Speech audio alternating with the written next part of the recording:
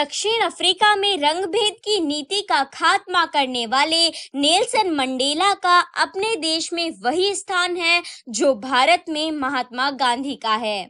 उन्होंने एक रक्तहीन क्रांति कर अफ्रीकी लोगों को उनका हक दिलाया और इस परिवर्तन के दौरान कोई हिंसा नहीं हुई, क्योंकि वे समस्याओं का निराकरण बातचीत के द्वारा करने में आस्था रखते थे। अब्राहम लिंकन और मार्टिन लूथर किंग के विचारों को मानने वाले दक्षिण अफ्रीका के गांधी नेल्सन मंडेला का जन्म 18 जुलाई 1918 को बासा नदी के किनारे मबेजो गांव में हुआ था। उनकी माता का नाम नोमजामो विनी मेडिकिलाजा था और वह एक मेथडिस्ट थीं। पिता का नाम गेडला हेनरी था, जो अपने गांव के प्रधान थे। वहां गांव के प्रधान के पुत्र को मंडेला कहा जाता था, अतः मंडेला नाम उन्हें विरासत में ही मिला। उनके माता पिता ने उनका नाम रोहिल्ला अल्लाह रखा था। दुनिया उन्हें नेल्सन मंडेला के नाम से जानती है, किंतु वे और नामों से भी जाने जाते थे। उनका नाम नेल्सन प्राथमिक विद्यालय के एक अध्यापक द्वारा रखा गया था। मंडेला को दक्षिण अफ्रीका में प्रायः मदीबा के नाम से जाना जाता है, जो बुजुर्गों के लिए आदर सूचक शब्द है। कई लोग उन्हें टाटा और खुल्लू भी कहते थे, जिसका अफ्रीकी भाषा में अर्थ क्रमशः पिता और दादा है। किशोरावस्था में उन्हें डाली भुंगा के नाम से पुकारा जाता था।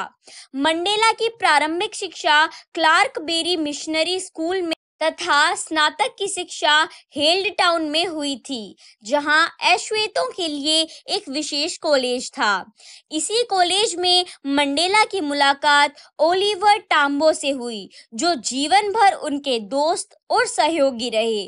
वर्ष 1940 तक मंडेला ने कॉलेज कैंपस में अपने राजनीतिक विचारों और क्रियाकलापों से लोकप्रियता अर्जित कर ली थी, जिसके कारण उन्हें कॉलेज से निकाल दिया गया। कॉलेज से निष्कासित होने के बाद वे घर से भागकर जोहान्सबर्ग चले आए, जहां उन्होंने सोने की खदान में चौकीदार की नौकरी की तथा वहीं अलेक्जेंड्रा नामक बस्ती में रहने लगे। इसके बाद उन्होंने एक कानूनी फर्म में लिपिक की नौकरी की। मंडेला ने वाटर सिस्लू, वाटर एल्बर्टाइन तथा कुछ अन्य दोस्तों के साथ मिलकर अफ्रीकन कांग्रेस यूथ लीग का गठन किया तथा वर्ष 1947 में मंडेला इस संगठन के सचिव चुने गए। वर्ष 1951 में मंडेला को यूथ कांग्रेस का अध्यक्ष चुना गया। वर्ष 1952 में उन्होंने कानूनी लड़ाई लड़ने के लिए एक कानूनी फर्म की स्थापना की, किंतु वर्गभेद के आरोप में उन्हें जोहान्सबर्ग से बाहर भेज दिया गया। प्रतिबंध के बावजूद वे अश्वेतों की स्वतंत्रता के लिए संघर्ष करते रहे।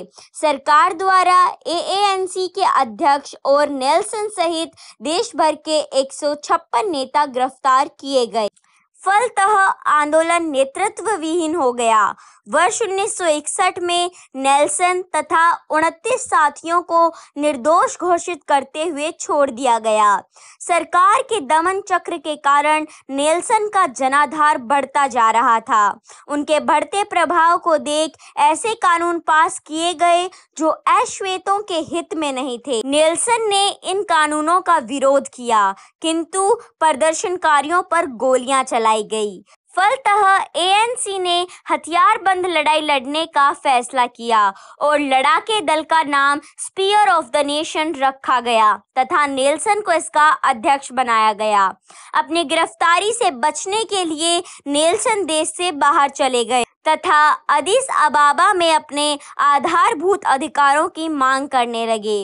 अफ्रीका लौटने पर नेल्सन मंडेला को गिरफ्तार कर 5 साल की सजा सुनाई गई। उन पर आरोप लगाया गया कि वे असंवैधानिक तरीके से देश छोड़कर चले गए थे। इसी दौरान सरकार ने लिली सलीफ में छापा मारकर सभी बड़े नेताओं को गिरफ्तार कर लिया तथा मंडेला सहित सभी को उम्र कैद की सजा सुनाई। सुनाई गई।